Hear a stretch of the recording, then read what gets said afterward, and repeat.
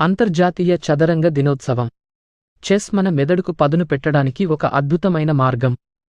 ఇది ఒక మానసిక క్రీడ. ఇది వ్యూహాత్మక ఆలోచన, సమస్య పరిష్కారం మరియు ఏకాగ్రతను అభివృద్ధి చేస్తుంది. చదరంగం ఆడటం వలన కలిగే కొన్ని ప్రయోజనాలు.